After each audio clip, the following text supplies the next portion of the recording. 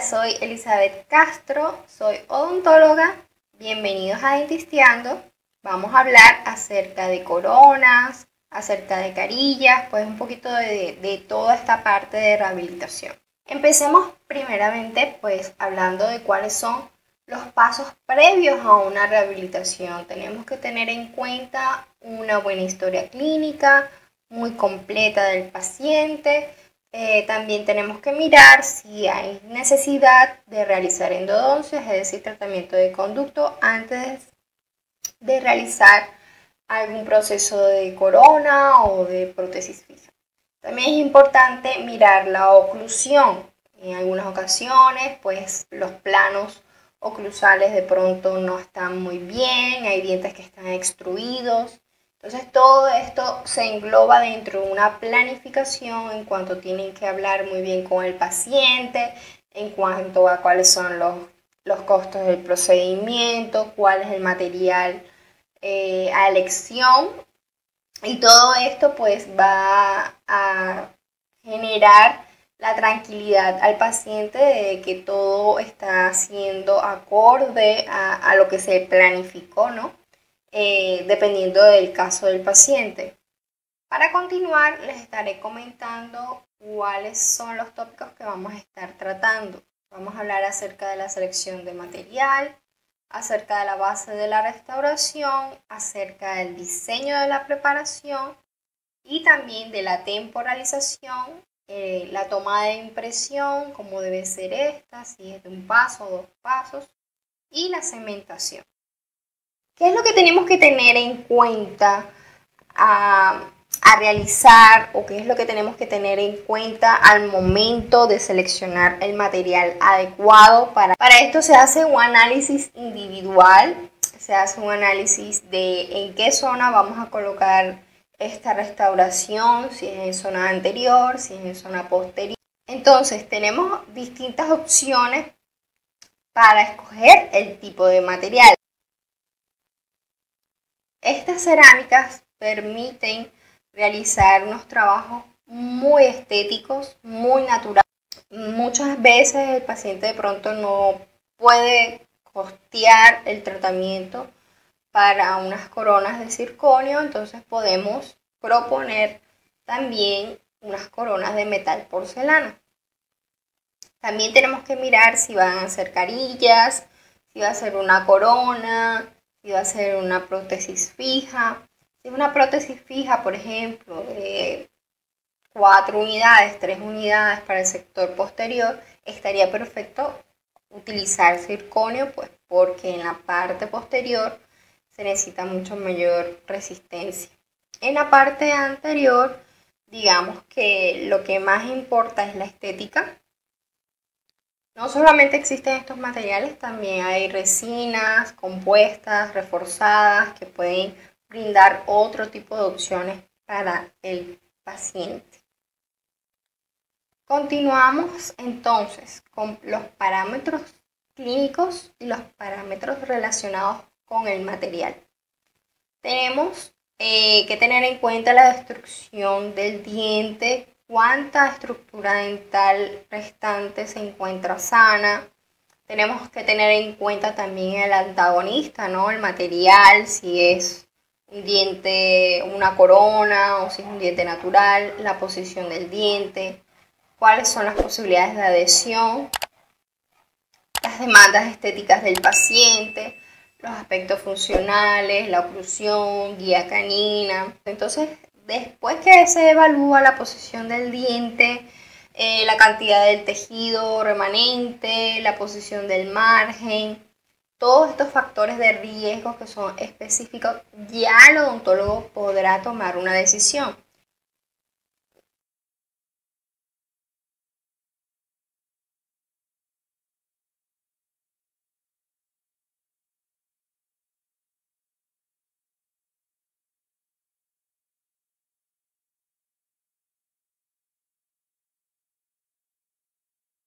Tenemos una estructura dental supragingival. Esta estructura necesita un ferrule igual o mayor de 2 milímetros para poder saber si vamos a necesitar una retención adicional o si no la vamos a necesitar. Si necesitamos retención adicional, una retención interna, por lo menos una pared intacta, si la tenemos, si el estado de retención está bien, si la pared está intacta, haríamos una endocorona.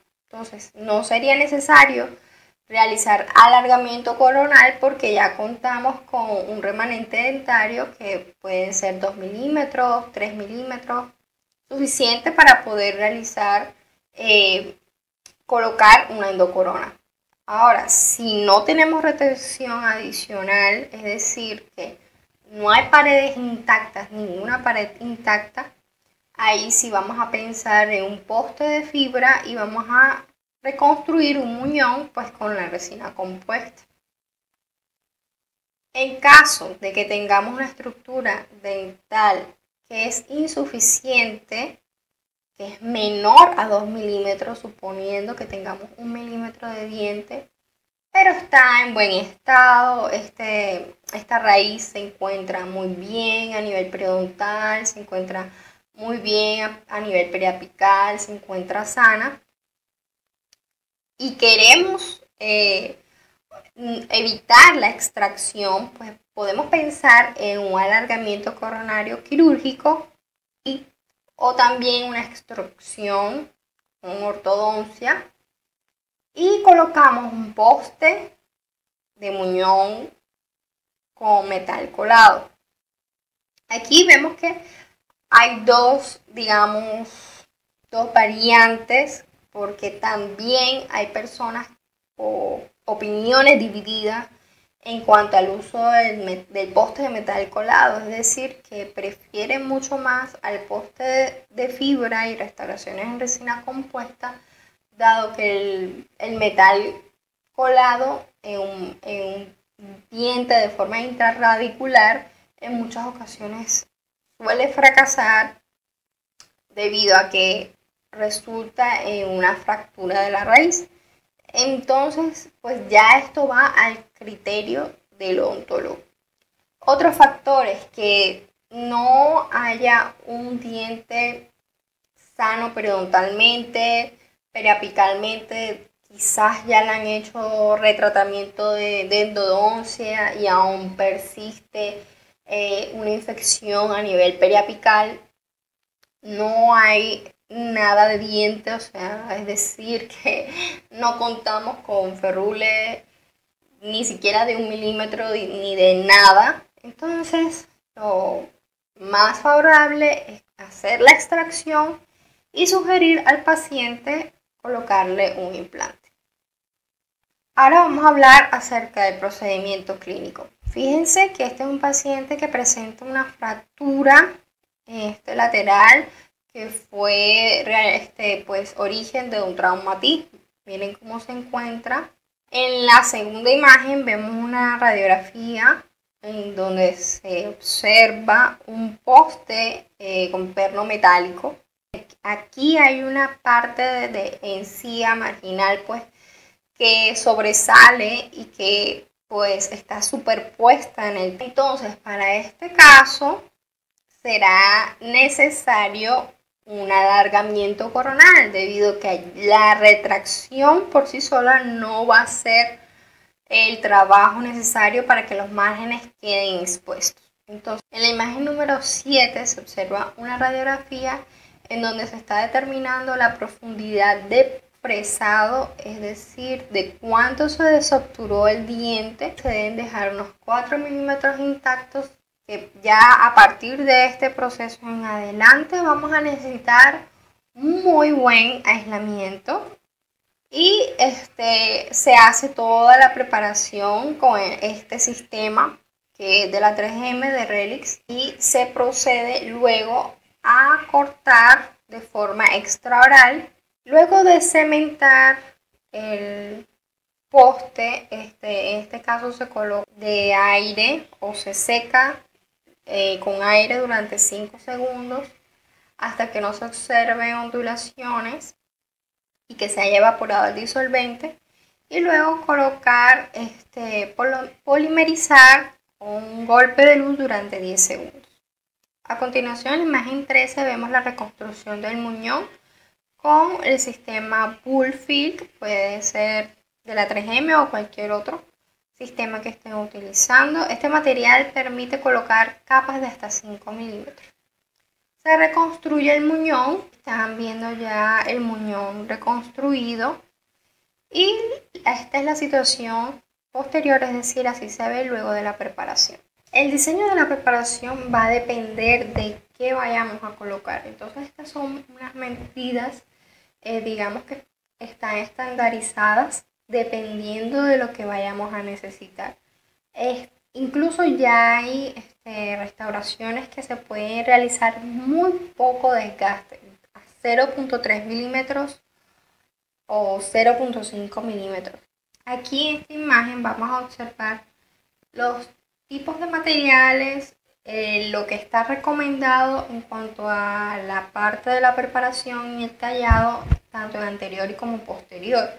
En circonio, en la parte anterior 0.3 milímetros, circonia 3Y de TZP y 0.5 milímetros en la parte posterior. En discos de circonia 5Y 0.8, en disilicato de litio en la zona anterior de 1 a 1.5, en la zona posterior de 1 a 1.5 y bueno, así sucesivamente. Aquí nos podemos dar cuenta que en metal porcelana es en el que más desgaste se debe realizar de 1.5 a 2 milímetros, debido a que se necesita un espacio suficiente para poder calibrar el metal, o sea, el espacio que necesita el metal, más la porcelana que va a llevar esta restauración. Entonces son los grosores mínimos necesarios para que haya una estabilidad del material.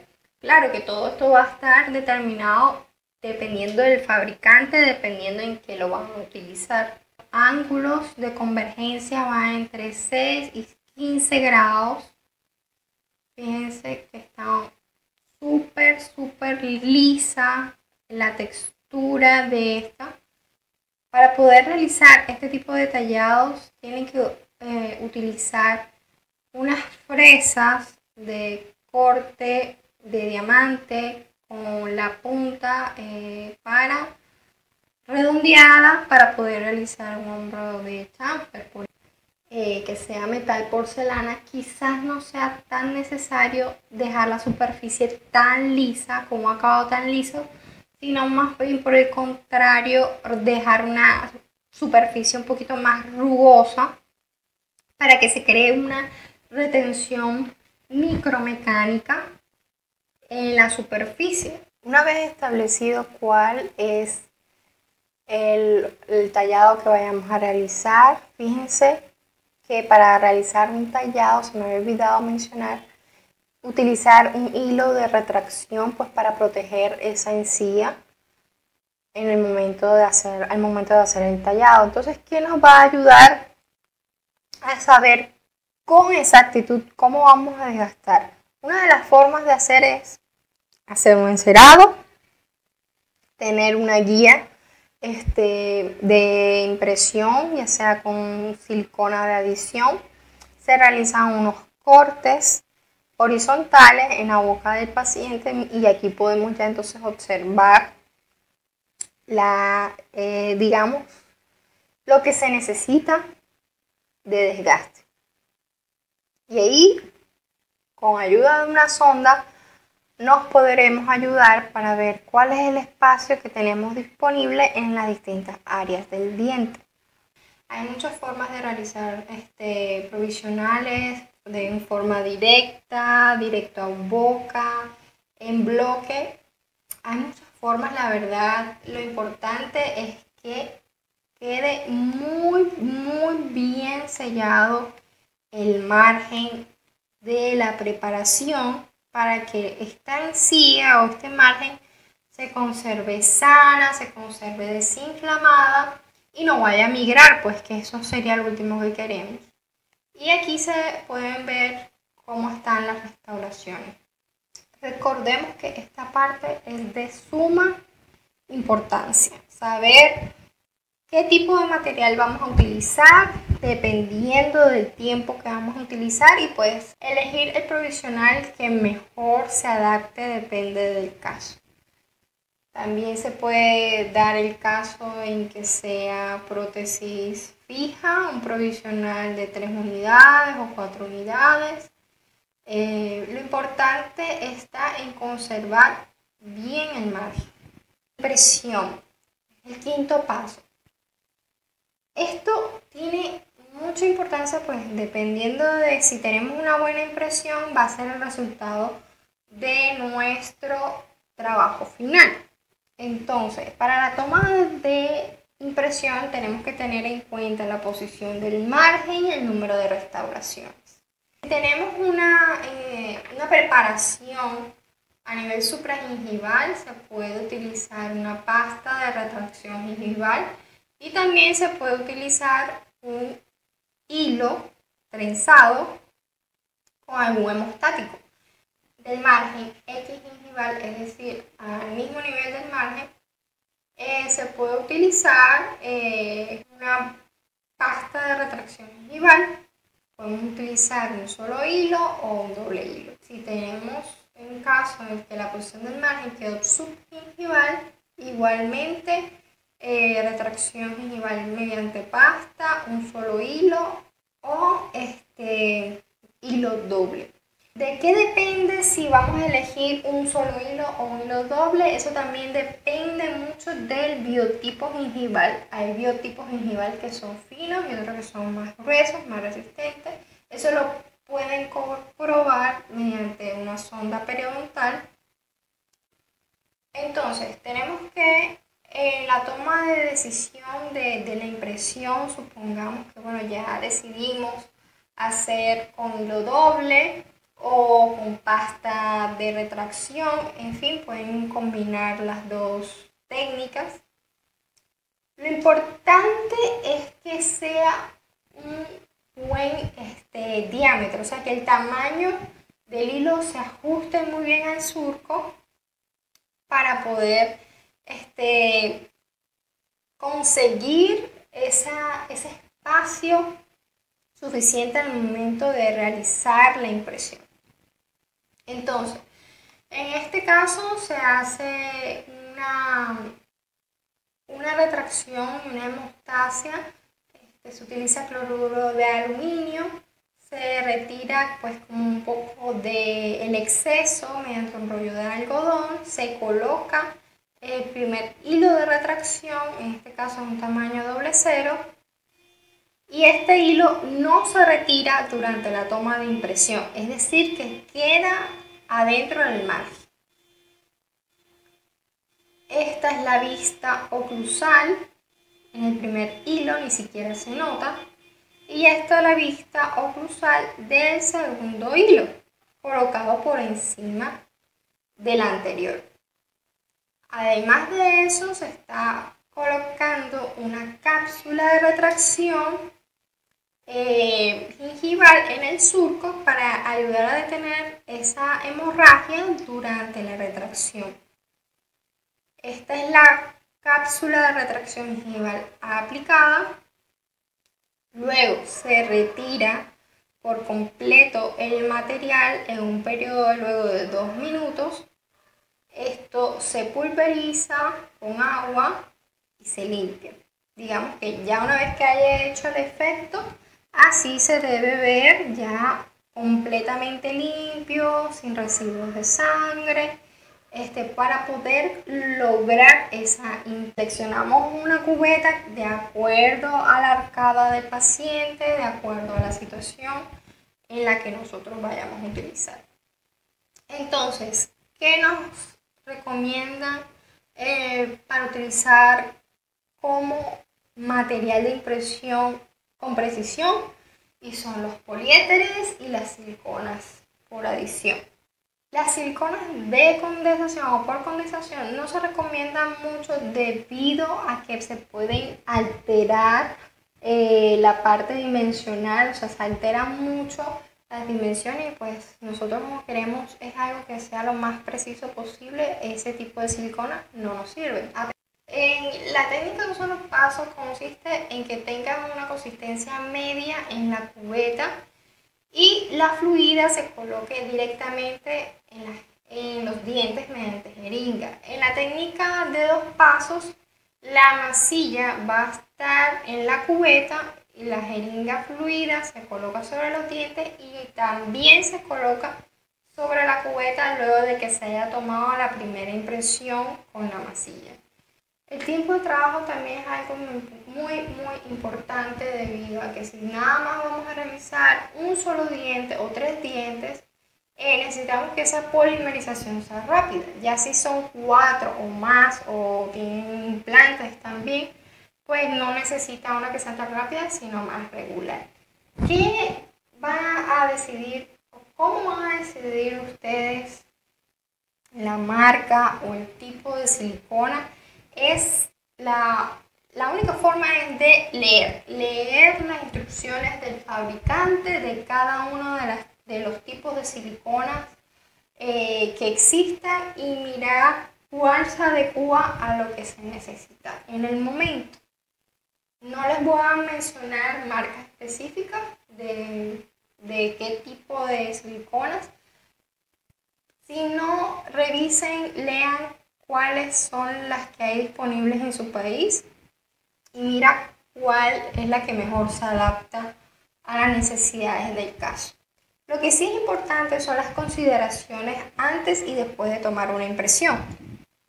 Antes tenemos que cerciorarnos que el espacio sea uniforme de 2 a 3 milímetros aproximadamente alrededor de los dientes, que queden bien incluidos los dientes y las zonas distales y que si hay necesidad de bloquear zonas retentivas pues se haga, porque si no la impresión pues se puede trabar, se nos puede romper, en fin.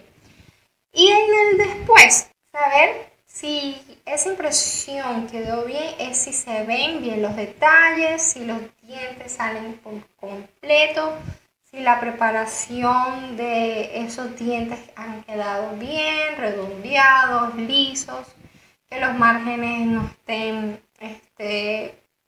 disparejos, que estén todos parejos, que todo esté liso, que los bordes de los márgenes, ya sea el chamfer o el hombro, esté bien. Pues, y el sellado de la cubeta, que no es más de que no hayan espacios ni que la impresión de pronto se despegue de la cubeta. Entonces recordemos un poquito cuáles son los cementos. Tenemos los cementos tradicionales como el fosfato de zinc, el ionómero de vidrio, y también tenemos otro tipo de cementos que son llamados también cementos resinosos o cementos autoadhesivos con jurado dual. Esto es un ejemplo de un fosfato de zinc. Tenemos acá un ejemplo de un sistema de ionómero de vidrio. Este es bastante utilizado, lo llegué a utilizar bastante y hasta el momento pues las coronas que he colocado no he tenido ningún problema.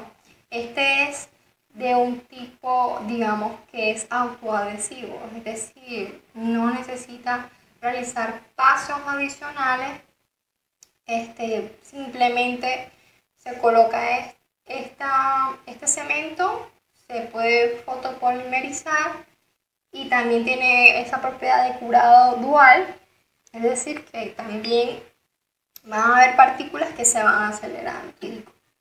Entonces, ¿qué va a determinar cuál es el material que tú vas a necesitar o cuál vas a usar o con cuál marca vas a trabajar? Eso depende directamente del caso, directamente con el material que vayas a trabajar.